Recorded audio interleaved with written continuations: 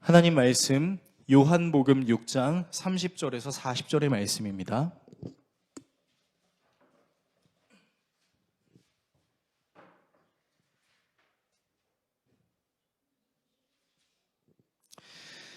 신약성경 약 152페이지 정도 있습니다.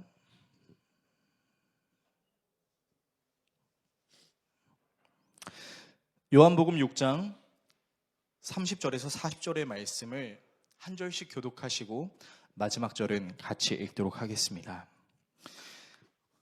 하나님의 말씀을 읽겠습니다.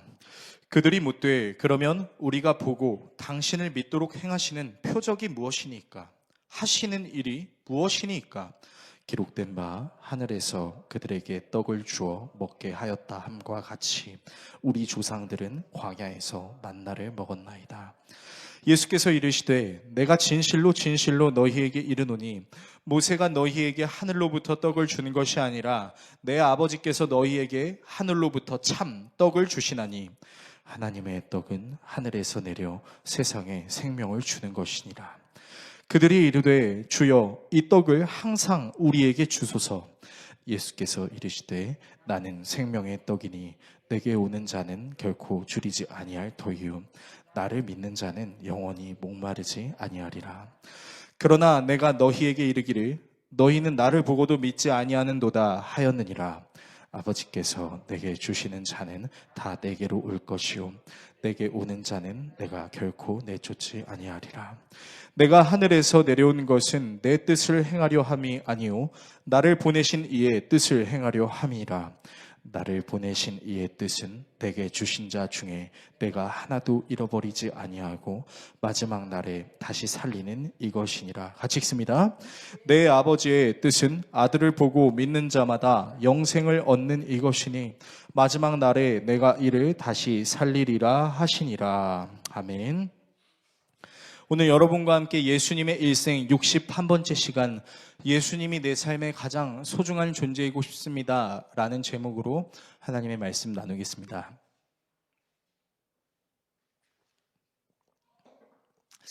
네, 하나님의 존재를 믿지 않는 사람들 내지는 하나님을 믿고 싶긴 한데 잘 믿어지지 않는 사람들이 습관적으로 하는 말이 있습니다. 어떤 말이냐면요, 만약에 하나님이 정말로 살아계신다면 지금 내가 하는 모든 기도를 다 들어주셨으면 좋겠다. 그러면 내가 하나님을 믿을 수 있을 것 같아 라는 말입니다. 그리고 이런 말은 비그리스도인들 뿐만 아니라 오랜 시간 신앙을 쌓아오신 그리스도인들도 종종 하는 말이기도 합니다. 우리는 정말로 우리의 기도에 응답하시는 그 하나님을 만나고 싶은 마음이 있고 그 마음 속에는 내가 해결하지 못하는 문제를 해결하실 수 있는 하나님, 내가 소원하는 것을 들어주실 수 있는 하나님, 내 생각에 이 일은 절대로 되지 않을 것 같아 라고 단정 지을 수 있는 그 일을 멋지게 해내시는 그 하나님을 만나고 싶은 마음이 있을 수 있기 때문이죠. 그러나 사실 하나님께서는 우리의 모든 기도를 다 들어주시지는 않습니다. 좀 더 엄밀히 말씀드리자면 우리의 기도 안에 우리의 소원이 있을 수는 있지만 하나님은 우리의 소원대로만 응답하시는 분은 아니라는 것입니다. 자녀를 양육해 보신 부모님들은 자녀가 원하는 것을 다 들어주는 것이 좋지 않다라는 것을 아실 겁니다. 그것처럼 우리의 진정한 아버지 되시는 하나님도 당연히 우리에게 모든 것을 우리가 원하는 대로 주시는 것이 결코 좋은 것이 아니라는 것을 아신다는 것이죠.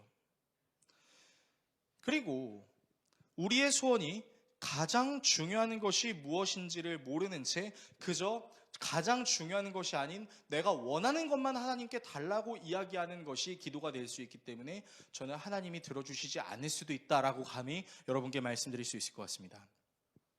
오늘 본문에는 하나님의 일, 즉 예수님을 믿는 믿음을 하기 위해 오병이어를 경험했던 무리들이 예수님께 우리들을 설득시키기 위해 표적을 보여주십시오 라고 이야기하고 있고, 예수님은 그들에게 예수님 자신에게 진짜 받아야 될 것이 무엇인지에 대해서 알려주고 있는 내용입니다. 그래서 오늘은 여러분과 이 무리들에 대한 태도 그리고 그들에게 대답하시는 예수님의 내용을 좀 살펴보려고 합니다.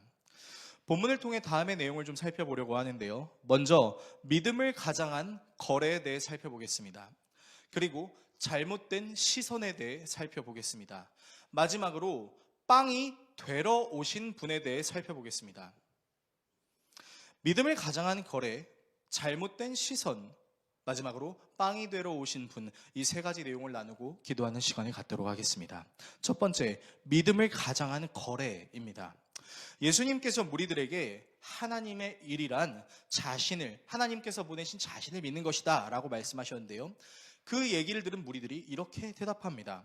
본문 30절에서 31절을 화면을 통해서 같이 읽겠습니다. 그들은 다시 물었다.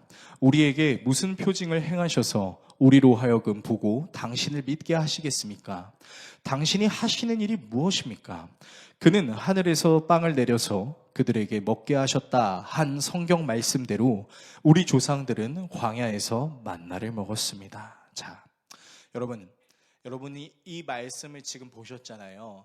여러분 혹시 무리들의 이 대답에 대해서 어떻게 생각하십니까? 저는 개인적으로 이 본문을 묵상하면서 이 무리들이 상당히 뻔뻔하다라는 생각이 들었어요. 여러분들이 알고 계신 대로 이미 이들은요, 한 어린 아이가 자기 먹을 용도로 가지고 왔었던 작은 떡 5개와 물고기 2마리를 예수님께서 엄청나게 불리셔서 성인 남자만 5,000명 이상이 먹고도 12광주리가 남는 역사를 보여주셨습니다. 이 오병이어의 기적을 다른 말로 말한다면 무에서 유를 창조한 사역이라고 할 수 있겠습니다. 자, 게다가 이 오병이어의 기적을 경험했던 무리들이요, 빵하고 물고기만 먹었던 게 아니었어요. 예수님께 하늘나라에 대한 가르침을 받으면서 또 어떤 일을 받았었냐면, 병들었던 자들이 예수님 앞에 나아가서 예수님께서 그 병을 고쳐주시는 기적을 경험했습니다. 자, 병을 고친 이 기적은요, 훼손된 인간을 완전히 회복시키는 일이라고도 말할 수 있겠죠. 자, 이들은요, 평생을 가도 쉽게 경험할 수 없는 2가지 기적을 경험했습니다. 하나는 의사도 쉽게 고칠 수 없는 병, 당대의 의학으로도 어떻게 할 수 없는 그 병을 예수님께서 완벽하게 고쳐주심으로 원래 사람이 갖고 있었던 아름다운 모습으로 회복시켜 주시는 기적을 보여주셨어요. 또 하나는 아예 존재하지 않았던 것을 창조해내는, 무에서 유를 창조해내는 기적이죠. 자, 완전히 회복시키는 기적, 무에서 유를 창조하는 기적. 여러분, 기적을 좀 큰 바운더리로 우리가 바라보게 되면 이 2가지 기적 말고 또 우리가 경험해야 될 기적이 뭐가 있을까요? 무에서 유를 창조하고 훼손된 것이 완전히 회복되는 이 기적 외에 도대체 무슨 표적이 필요할까요? 여러분, 이쯤 되면요, 이들이 양심이 있으면 예수님께 자기들이 예수님을 믿을 수 있는 증거를 달라고 이야기해야 되는 것이 아니에요. 오히려 이렇게 물어봐야죠. 아니, 예수님이 누구시기에 이 병을 고치시는 거죠? 예수님이 누구이시기에 이 떡 5개와 물고기 2마리를 제자들을 시키셔서 이 많은 사람을 먹게 하시는 거죠? 예수님, 당신 누구세요? 이렇게 물어봐야 함에도 불구하고 이들이 예수님께 계속해서 기적을 요구하고 있습니다. 그렇다면 이 무리들이 예수님께 기적을 요구하는 그 이유가 무엇일까요? 이들은 예수님의 기적을 요구하면서 무엇을 얘기하냐면요, 본문을 자세히 보시면 이들은 자기의 조상들이 광야에서 만나를 먹었다라고 이야기합니다. 자, 이 만나를 먹은 사건을 우리가 한번 통찰해 봅시다. 여러분, 하나님께서 출애굽 이스라엘 백성들에게 만나를 주셨을 때 요일을 정해서 주셨을까요? 매일매일 주셨을까요? 성경을 읽어보신 분들은 정확하게 이렇게 대답하실 겁니다. 주중에는 매일매일 주셨고요, 안식일을 준비하는 날에는 그 전날에 미리 그 다음날에 먹을 것까지 주셨습니다 라고 얘기할 겁니다. 자, 혹시 뜨끔하셨던 분들은 성경을 다시 한번 올해부터 좀 열심히 읽었으면 좋겠습니다. 자, 여러분, 만나의 기적의 특징이 뭐냐면요, 무에서 유를 창조하는 것도 맞지만 이 특징에 한 가지 덧붙여서 우리가 말할 수 있는 특징이 뭐가 있냐? 이 기적은 매일매일 일어나는 기적이었다라는 겁니다. 그러니까 사실상 광야에 있었던 이스라엘 사람들은 매일매일 하나님이 무에서 유를 창조하는 기적을 경험했던 것이죠. 그러니까 지금 이 오병이어의 기적을 경험했던 무리들이 예수님께 요구하고 있는 것이 무엇인지 이제 아시겠습니까? 여러분, 이들은요, 오병이어의 기적을 언젠가 내가 또 한 번 경험했으면 좋겠다의 차원이 아니에요. 이들이 요구하는 건요, 자기의 조상들이 만나를 매일매일 먹었던 것처럼 우리의 삶에 매일매일 기적과도 같은 일이 일어나기를 원합니다 라고 이야기합니다. 그러면서 이렇게 얘기하는 거예요. 우리 식대로 바꿔서 말하면요, 예수 당신을 믿으라고 말할 거면 우리에게 매일매일의 기적과도 같은 일을 보여줘야 할 겁니다. 적어도 우리 조상들이 믿었던 하나님은 매일매일 우리 조상들은 매일매일 기적을 베푸신 하나님을 경험했으니까요 라고 말하고 있는 겁니다. 그리고 놀랍게도 오늘 본문을 자세히 보시면요, 이들은 예수님이 자신들에게 빵을 줄 것이라고 생각한 그 이후에 무엇을 바꿔버리냐면 예수님에 대한 호칭을 바꿔버립니다. 요한복음 6장을 제가 꼭 한번 읽어오시라고 메시지를 드렸었는데, 여러분 요한복음 6장을 자세히 보시면요, 이 무리들이 예수님을 호칭하는 단어가 여러 가지가 나온다는 걸 알 수 있습니다. 첫 번째는 뭐라고 얘기하냐면 랍비라고 얘기합니다. 랍비요. 자, 근데 이 랍비는 당시의 율법 교사들을 지칭하는 단어인데, 예수님을 좀 대단한 인물인지는 알겠고 뭐 배울 점이 있는 사람이라는 걸 알겠어서 랍비라고 얘기합니다. 자, 그런데 이들이 예수님이 그 오병이어의 기적을 일으키신 걸 보고 자기들에게 빵을 줄 수 있다고 생각하니까 뭐라고 호칭이 바뀌는지 아세요? 여러분, 우리가 오늘 성경을 읽었어요. 자, 호칭이 뭐로 바뀌죠? 그렇죠. 다행이다. 여러분, 무의식으로 성경을 읽지 않으셔서 다행입니다. 자, 랍비에서 뭐로 바뀌냐면 주여로 바뀌어요. 여러분, 이 주여가 헬라어로 퀴리오스인데, 여러분 이 퀴리오스는요, 나의 모든 것의 주인을 뜻합니다. 그런데 놀랍게도 이 주여라는 단어가 다음 주에 우리가 묵상할 말씀에서 또 바뀌어요. 뭘로 바뀌는지 아세요? 이자는 요셉의 아들이 아닌가. 여러분, 이 사람들의 호칭이요, 하루 만에 세 가지로 변형됩니다. 랍비, 주님, 요셉의 아들. 굉장히 롤러코스터 같지 않습니까? 처음에는 애매하니까 랍비, 모든 걸 책임져 줄 수 있을 것 같으니까 주님, 그러다가 아무것도 아니라고 생각하니까 요셉의 아들로 바뀌는 거예요. 전혀 이들의 태도는 일관적이지 않습니다. 상황에 따라 요동하는 거예요. 마치 거래라는 것이 성립될 땐 이제 우리 식구입니다 라고 이야기하지만, 거래가 성립이 되지 않을 때는 이제 너랑 나는 별 볼 일 없는 사이, 내가 너랑 굳이 볼 필요가 있겠어? 라고 남남이야 라고 말할 수 있는 그런 사이가 되는 것이죠. 여러분, 과연 이것을 믿음이라고 할 수 있을까요? 이거는요, 믿음이 아니라 일종의 자기에게 맞춰달라고 요구하는 거래의 모습과 같습니다. 어떻게 사랑과 신뢰의 관계를 거래로 이루려고 하는 것일까요?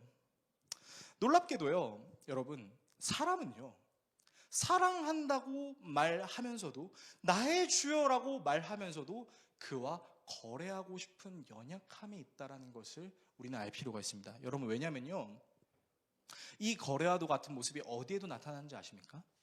결혼 관계에도 나타납니다. 제가 요즘 굉장히 재밌게 아내랑 즐겨보는 그 예능 프로가 있습니다. 성도들에게는 이렇게 추천을 드려야 될지 말아야 될지 좀 고민이 될 정도로 좀 제가 관심 있게 보는 예능인데, 이혼 숙녀 캠프라는 예능이에요.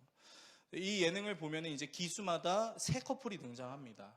그래서 그 새 커플이 등장해서 이 커플들이 왜 이혼하려고 하는지, 이들이 이혼하고자 하는 그 배경 속에 남자와 여자에게 무슨 문제가 있었는지, 그리고 그 문제를 해결해서 어떻게 이들이 잘 살아나갈 수 있을지를 권면하는 그런 예능 프로그램이에요. 근데 최근 이제 아내랑 이제 이 이혼 숙녀 캠프를 보는데, 한 그 띠동갑 나이 차이가 되는 이제 남자와 여자 부부가 나왔습니다. 근데 이 남자가 능력이 굉장히 출중해요. 이제 광동어도 할 줄 알고, 영어도 할 줄 알고, 또 사업도 해봤었고, 자수성가해서 이제 노후까지 돈을 벌지 않아도 알아서 먹고 살 수 있는 자금까지 모아놓은 사람입니다. 심지어 이 사람이 사는 집도 아파트가 아닌 자기가 개인적으로 마련한 전원주택이고요, 캠핑카가 아닌 캠핑버스를 갖고 있는 사람입니다. 차도 여러 가지가 있고, 심지어 자녀가 넷인데 이 자녀 넷을 물질적으로도 아무런 문제 없이 키울 수 없는 능력을 가진 사람이에요. 자, 근데 이 사람의 문제점이 뭐였냐면은 아내에게 잔소리를 하는 겁니다. 잔소리를 어떻게 하냐면요, 이런 거예요. 자, 예를 들어서 우리 남일숙 권사님께서 오정환 장로님께, 장로님 이거 해야지요 라고 한마디 하면 끝날 수 있는 문제입니다. 자, 그런데요, 제가 결코 우리 장로님 권사님을 폄하하는 게 아닙니다. 그냥 제가 너무 사랑해서 잠시만 예화로 잠깐만 적용을 해보도록 하겠습니다. 오해하지 마시고 저를 미워하지 말아 주십시오. 이제 남인숙 권사님이 예를 들어서 이렇게 했다고 한번 가정해 보겠습니다. 여보, 이거 왜 안 했어? 내가 이거 하라고 했어, 안 했어? 내가 이거 몇 분 전에 얘기했어. 어제도 얘기하고 그제도 얘기하고 3일 전에도 얘기하고 일주일 전에도 얘기하고 도대체 내 말을 어떻게 듣는 거야? 내 말이 말 같지가 않아! 하면서 똑같은 말을 1절, 2절, 3절, 4절, 5절, 6절, 7절, 8절, 9절, 10절 후렴구의 코러스 브릿지까지 다 한다고 한번 생각을 해봅시다. 여러분, 그럼 장로님이 기분이 어떨까요? 힘들어요. 나중에는 힘들다가 지치다가 이제 화가 날 법한데, 이 문제의 커플의 아내가 이제 12살 차이였거든요. 연하였어요. 계속 그걸 듣고 그냥 무기력하게 있는 거예요. 그래서 이 예능 프로그램에서 이 남편의 문제점을 찾기 위해서 인터뷰를 하는데, 이 남편이 굉장히 끔찍한 말을 했습니다. 아내를 어떻게 만나게 됐어요? 라고 얘기하니까, 저는 사실 아내에 대한 저만의 확고한 기준이 있었습니다. 라고 얘기하더라고요. 그러면서 그 기준을 5가지를 냈는데, 지금 생각해도 이 사람은 약간 사이코패스 내지는 소시오패스가 아닌가라는 생각이 들었어요. 근데 첫 번째는 뭐냐? 어린 나이에 놀지 않고 아르바이트 할 수 있는 여자. 두 번째, 자기와 15살 이상 차이가 나는 여자. 세 번째, 힘들고 어려운 상황 속에서도 어떻게든 해내려고 하는 여자. 네 번째, 부정적인 말보단 긍정적인 말을 하고 파이팅 넘치는 여자. 뭐 이런 내용이었어요. 근데 이제 그러면은 지금 아내랑 이제 결혼할 때 그 조건들이 다 부합했나요? 라고 하니까 부합했대요. 그리고 마지막 테스트를 거쳤답니다. 그 테스트가 뭐였냐면, 하루를 날을 잡아서 그 남자 자기랑 같이 정동진으로 놀러 가서 먹고 간식 먹고 놀고, 그리고 나중에 숙박하는 것까지 전부 다 여자가 비용을 결제를 하는지 안 하는지를 보는 거예요. 그래서 아니 그러면 정말로 차 한 잔도 안 사주셨어요? 라고 하니까 안 사줬대요. 그래서 결혼하셨어요? 라고 질문하니까 그래서 결혼했습니다. 라고 얘기하더라고요. 이 여자를 만나기 위해 10년 동안 여기저기 돌아다니지 않은 곳이 없습니다. 했던 연애도 아니다 싶으면 1년 안에 그만뒀습니다. 여러분, 이 남자의 특징이 뭐였죠? 여자에게 지속적으로 잔소리를 하는 거예요. 왜 그렇게 하는 걸까요? 간단해요. 거래가 성립이 돼서 결혼을 했는데 그 거래 관계가 자기가 원하는 대로 이루어지지 않는다고 생각하니까 가스라이팅을 하는 거죠. 그래서 그 영상을 보고 있었던 패널들이, 그리고 그 게스트들이 뭐라고 얘기했냐면, 이게 결혼이야? 라고 얘기를 합니다. 여러분, 신앙생활을 우리가 어떻게 표현하기도 하냐면, 성경의 말씀은 예수 그리스도를 믿는 우리의 신앙은 예수님이 신랑이고 우리는 신부다라고 이야기합니다. 결혼 관계로도 표현하기도 해요. 애초에 하나님께서 우리에게 요구하셨던 신앙은 거래가 아니었습니다. 내가 너한테 이만큼 해주면 나도 너에게 이만큼 해줄게의 개념이 아니었어요. 그러나 이들은 하나님이라는 존재를 알려고 하고 사랑하려는 것이 아니라, 이 오병이어의 기적을 경험한 무리들이 예수 그리스도의 사랑을 알려고 하는 것이 아니라 뭘 하려고 하는 거예요? 거래를 하려고 하는 거예요. 그리고 이와 같은 일들이 우리에게도 일어날 수 있습니다. 어떻게 해요? 하나님! 제가 하나님께 이만큼 했는데 하나님 왜 저한테 이만큼도 안 주시는 거죠? 여러분, 성경 어디에도 네가 5를 주면 내가 10을 줄게, 네가 10을 주면 내가 100을 줄게 라는 하나님의 말씀은 나와 있지 않습니다. 오히려 예수님께서 말씀하시죠. 나를 따라오려는 자는 누구를 부인하라고 합니까? 자기를 부인하라고 합니다. 자기가 짊어질 십자가를 지고 가라 그랬습니다. 여러분, 우리가 오해하면 안 되는 건 예수 믿으면 막히는 문제가 후술술 풀리고 벌어지지 않던 돈이 팍팍팍팍 벌어지는 그런 개념이 아니라는 거예요. 물론 누군가에게는 하나님께서 풍족하게 하시는 경우도 존재합니다.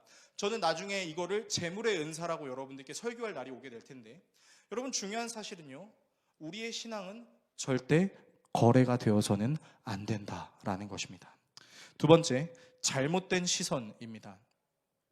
예수님은 또한 무리들이 가지고 있는 잘못된 인식에 대해서 지적을 하시는데 바로 만나를 주신 분이 누구신지에 대해서 설명하는 부분이었어요. 본문 32절의 말씀을 화면을 통해서 같이 읽겠습니다.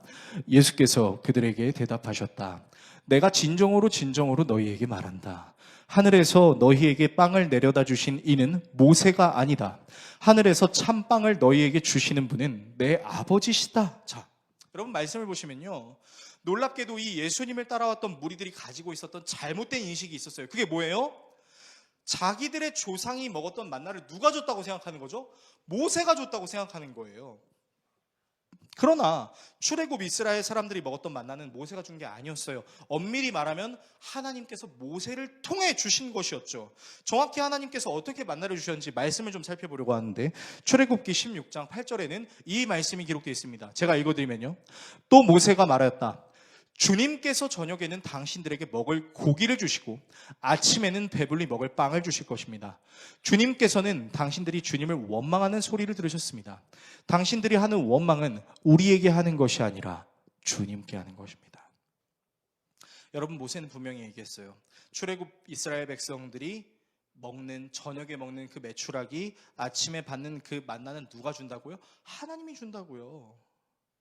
게다가 이스라엘 사람들의 원망이 모세와 아론을 향하는 것이 아니라 하나님께 향해지는 것이라고 얘기하는 것이죠. 여러분, 만나는 정확하게 하나님께서 이스라엘 사람들에게 주셨던 은혜였어요. 자, 그런데 왜 무리들은 하나님이 만나를 주셨다고 생각하지 않고 모세가 만나를 줬다라고 생각했을까요?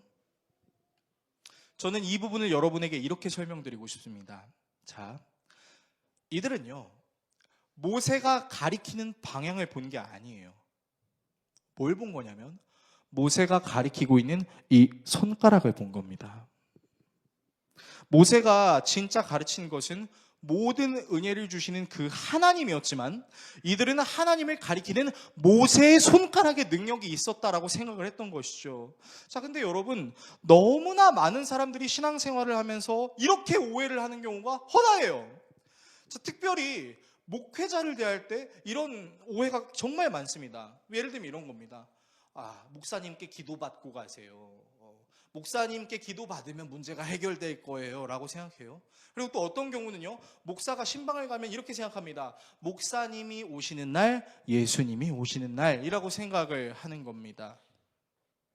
여러분, 저는 개인적으로 이 표현이 너무나 잘못된 표현이라고 말씀드리고 싶어요. 물론 인간적으로 자기를 위해주는 사람에게 좋은 표현을 해주는 거, 또 하나님의 종이라고 생각해서 섬겨주시는 거, 저는 그거는 있을 수 있다라고 생각을 합니다. 그런데 말입니다, 여러분, 성도가 신방 가면 하나님이 안 온 건가요? 성도가 신방 가면 천사의 쫄병이 만나러 가는 건가요? 목사가 신방 가야지만 예수님이 임재하는 건가요? 목사가 기도하면 무조건 막히던 문제가 풀리던가요? 그렇지 않을 겁니다. 만약에 목사가 기도해서 모든 문제가 풀렸다면 저는 목사직을 탈퇴하고 이 세계를 떠나도록 하겠습니다. 얼마나 제가 눈물로 기도하는데 아직도 해결되지 않는 문제가 얼마나 많은데요. 우리 성도들 얼굴 볼 때마다 기도 제목이에요. 오죽하면 제가 우리 성도들이랑 기도나무 만들자, 우리 같이 기도하자라고 얘기했을 정도로 아무리 기도를 해도 정말 우리 뜻대로 되지 않는 문제들이 있다는 걸 우리가 실감하지 않습니까? 여러분, 성경에도요, 사도 바울과 바나바가 루스드라에서 복음을 전할 때 그 복음을 전하는 그 도시에 태어나면서부터 걷지 못했던 사람이 있었어요. 근데 이 사람에게 바울이 일어나라고 하니까 진짜로 일어나게 된 거예요. 그러니까 그 루스드라에 있는 사람들이 바울과 바나바를 어떻게 하려고 하는지 아십니까? 이 사람들은 사람이 아니야, 제우스이고 헤르메스일 거야 라고 얘기하면서 신성화시켜요. 여러분, 근데 그때 바울과 바나바가 어떻게 행동했는지 아세요? 자기들의 옷을 찢습니다. 여러분, 성경에 등장하는 유대인들이 옷을 찢는 이 행위가 뭘 상징하는지 여러분들 다 아실 겁니다. 여러분, 이거 회개예요. 그럼 도대체 바울과 바나바가 뭘 회개했을까요? 아마 이건 그냥 제 개인적인 추측인데 바울과 바나바가 헤르메스다, 제우스다 이런 소리를 듣고 기분이 나쁘진 않았을 것 같아요. 기분이 좋긴 했을 것 같아요. 그러다가 이제 정신을 차렸겠죠. 아니야, 조심해야 돼 라고 정신을 차렸을 겁니다. 여러분 앞에 있는 저도요, 여러분이 칭찬해 주시잖아요. 좋아요. 제가 뭐가 된 것 같아요. 여러분이 제가 설교할 때 아멘 해주시고 목사님 좋아요 하잖아요. 그럼 제가 진짜 뭐가 된 줄 아는 착각을 하게 되면서 반대편 마음속에 무슨 마음이 생긴지 아십니까? 마치 하나님께서 이렇게 째려보고 계신 것 같은 그 그림이 연상이 돼요. 그래서 하나님, 제가 지금 옷을 찢을 수는 없고요. 예수님이 오셨으니까 이제 옷은 안 찢을게요. 대신에 용서해 주세요. 이렇게 생각하는 거죠. 여러분, 베드로의 설교에 감화되었던 고넬료는요, 베드로에게 엎드려서 절했습니다. 근데 베드로가 뭐라고 했는지 아십니까? 빨리 일어나세요. 나도 사람이에요. 라고 얘기했다고요. 여러분, 세례 요한은 어땠습니까? 사람들이 세례 요한을 엘리야, 선지자, 메시아로 여기고 있었어요. 근데 세례 요한이 어떻게 부정하는지 아십니까? 정확하게 요한복음 1장과 3장에서 세례 요한은 아니에요 라고 얘기하지 않고요. 죄송해요. 아니에요! 아니라고요! 아니에요! 날 그렇게 섬기지 마세요. 이렇게 얘기해요.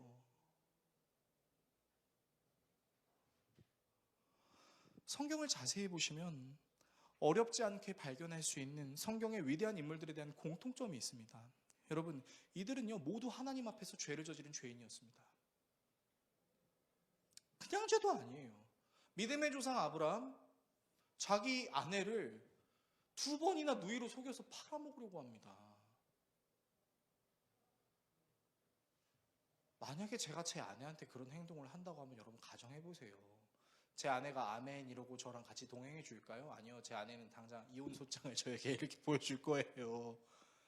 신수란 성도님, 송지호 성도님이 신수란 성도님이 그렇게 대한다고 생각하면 끔찍하겠죠. 네, 대답은 하지 않아도 됩니다. 마음으로 들었습니다. 여러분, 다윗은요? 여러분, 다윗은 강간했어요. 다윗은 살아있는 야동을 보고 있었습니다. 위에서 갖고 싶다. 살아있는 야동을 보면서.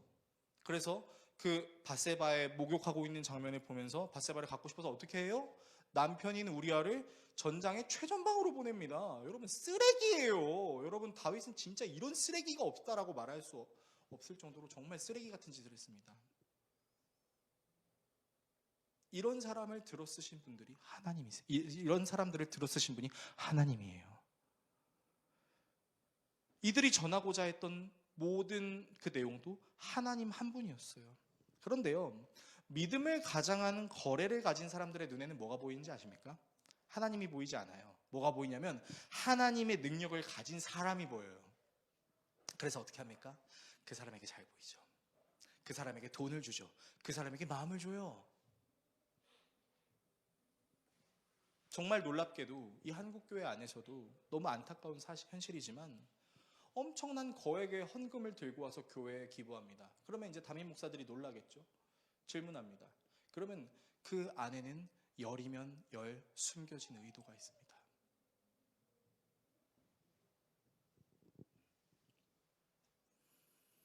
여러분, 우리가 바라봐야 되는 것은요, 모든 것이 가능하신 그 하나님입니다.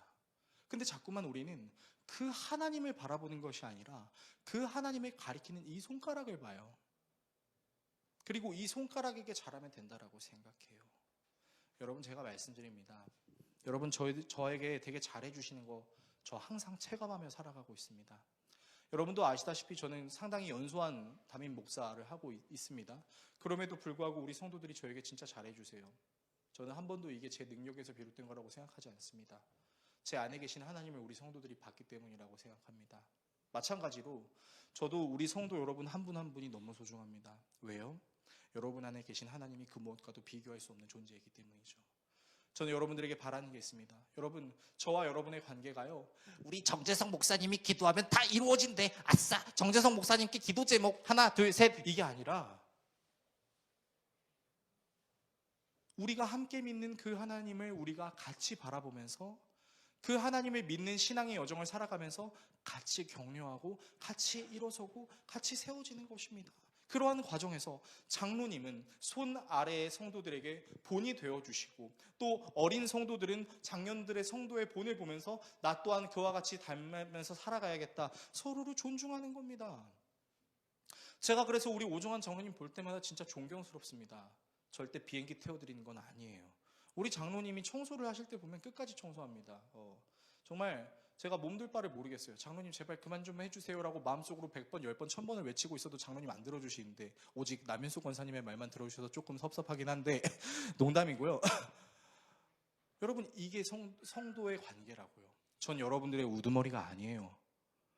우리는 수평의 관계죠. 저는 그저 하나님께서 여러분들에게 영적인 리더로 보내주신 종에 불과하고 저는 여러분들과 함께 수직이시고 온전히 섬겨야 될 그 하나님의 같이 섬기는 리더로서의 역할을 하는 것입니다. 여러분 지금도 저에게 잘해주시지만 저에게만 잘해주시는 것이 아니라 우리 성도들에게도 잘해주셔야 합니다. 목회자와 성도를 급을 나눠야 되는 것이 아니라 목회자와 성도가 하나님 앞에서 평등하다라는 것을 우리가 실천해야 돼요. 기억하십시오. 잘못된 시선은 잘못된 신앙관에 나올 수 있다는 것을 말입니다. 세 번째, 빵이 되러 오신 분입니다.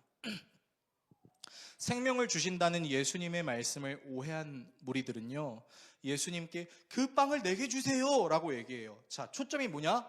그 빵을 저에게 주세요예요. 자, 그런데 그런 무리들의 말에 예수님은 이렇게 대답하십니다. 본문 35절의 말씀을 화면을 통해서 같이 읽겠습니다.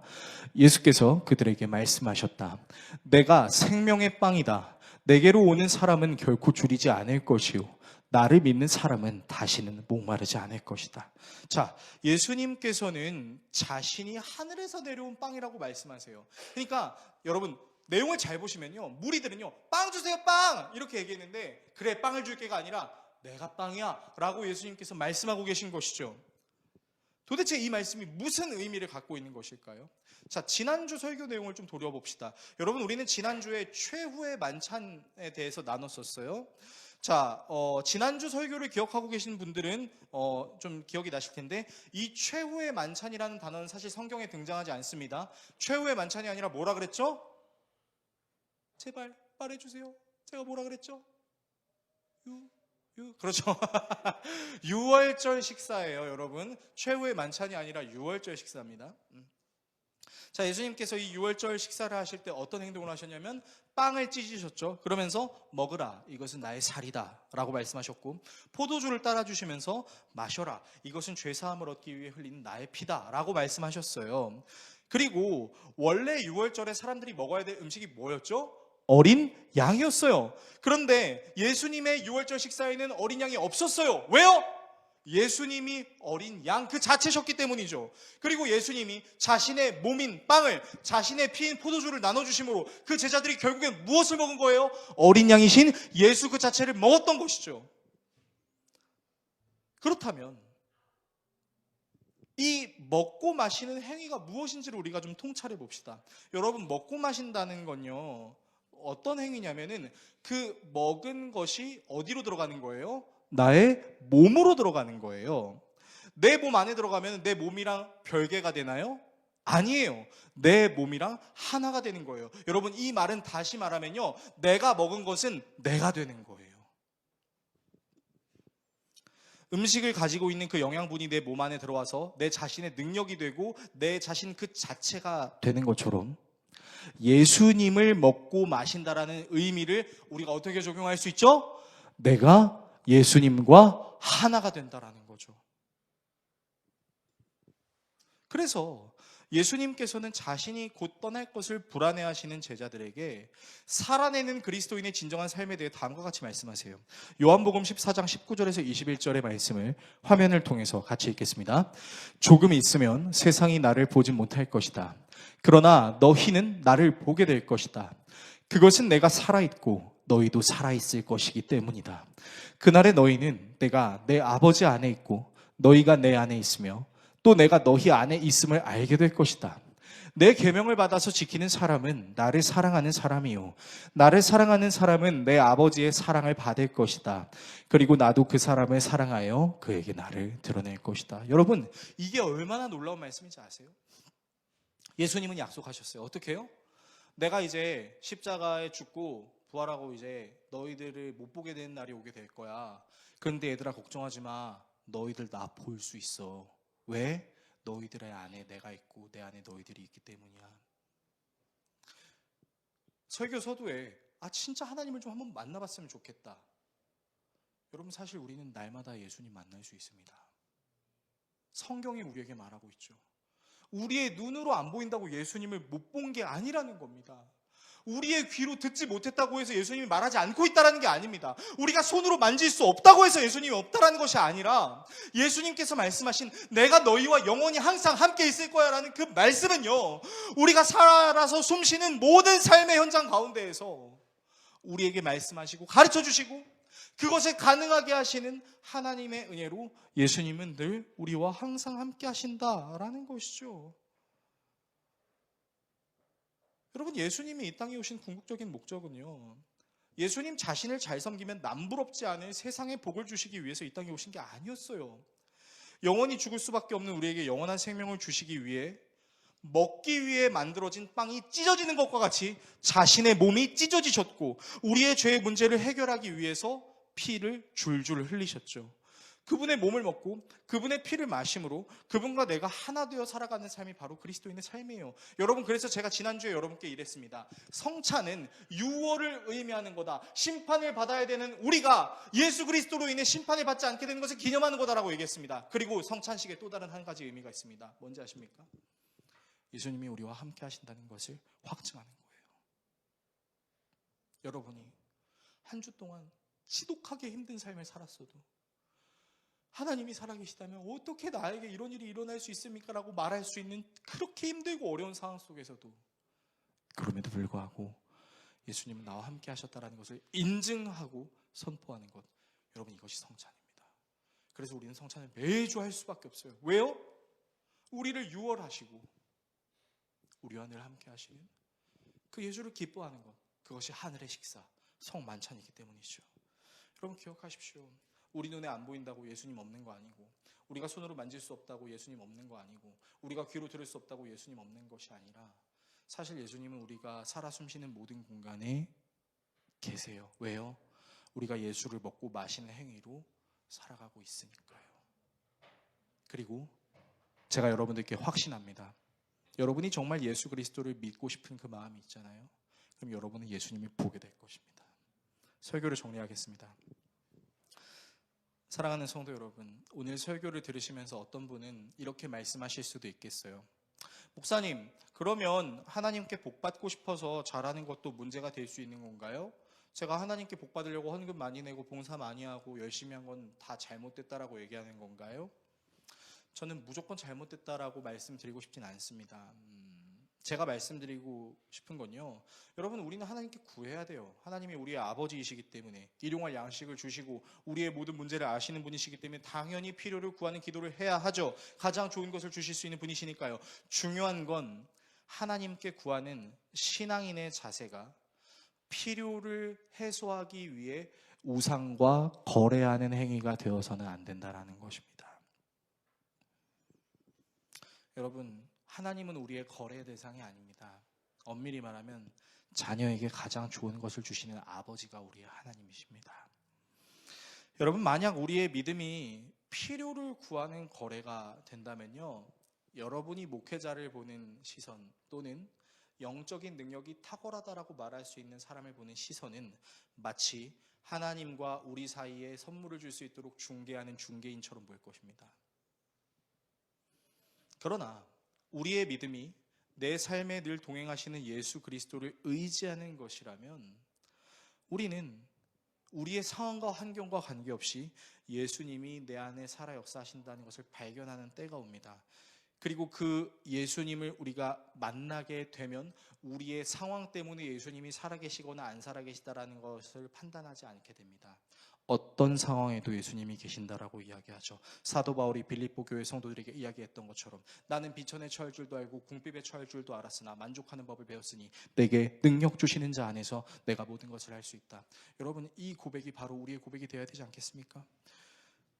우리는 그 예수님을요, 상황을 통해서, 환경을 통해서, 사람과의 관계를 통해서 만나게 될 것입니다. 자, 그래서 우리에게 필요한 신앙의 자세가 있어요. 어떤 자세냐면요, 우리가 하나님을 거래의 대상으로 여기지 않고 잘못된 시선을 갖지 않기 위해 필요한 게 뭐냐면요, 전 하나라고 생각해요. 그 무엇보다 하나님을 소중히 여기는 것입니다. 주님이 누구신지 몰라서 대충 선생님 호칭하지 않고, 내가 원하는 것을 주지 않았다고 해서 사람의 아들이 아닌가라고 호칭하지 않고, 내가 필요한 것을 줬기 때문에 주님이라고 호칭하는 태도가 아니라, 모든 상황 속에서 함께 하시기 위해, 우리의 죄의 문제를 씻어주시기 위해, 영원한 생명을 주시기 위해 빵이 되셔서, 포도주가 되셔서 찢기시고 흘리심으로 우리에게 먹힘 당하신 그 예수 그리스도를 가장 소중하게 여기는 것입니다. 그래서 여러분, 항상 그렇게 하나님께 고백하는 여러분의 신앙이 됐으면 좋겠습니다. 내 안에 가장 귀한 것이 있다면 그것은 제가 예수를 아는 것입니다. 그동안은 내가 예수라는 존재를 통해 조금 내가 잘해드리면 하나님께서 나에게 큰 복을 주시겠지라고 생각했던 것이 있다면 이제는 그것을 좀 내려놓으십시오. 그리고 이렇게 고백하셨으면 좋겠습니다. 주님, 이전보다 더 제가 주님을 알고 싶습니다. 그리고 알아낸 주님으로 내게 주어진 삶을 살아내고 싶습니다. 가장 중요한 그분이 바로 예수님입니다라고 담대하게 고백할 수 있는 그날이 속히 올 수 있기를 예수 그리스도의 이름으로 축원합니다. 함께 기도하겠습니다.